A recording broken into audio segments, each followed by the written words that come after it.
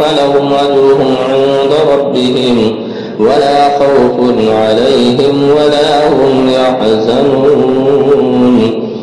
وإذ أخذنا ميثاقكم ورفعنا فوقكم الطور خذوا ما آتيناكم بقوة واذكروا ما فيه لعلكم تتقون ثم توليتم من بعد ذلك فلولا فضل الله عليكم ورحمته لكنتم من الخاسرين.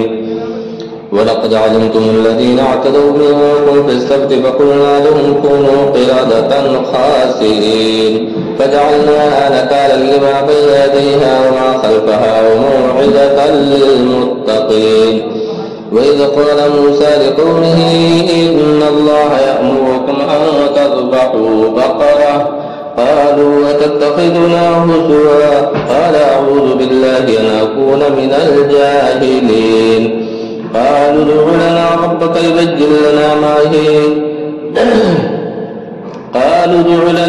يبين لنا ما هي قال إنه يقول إنها بقرة لا فعل ولا بكر عوان بين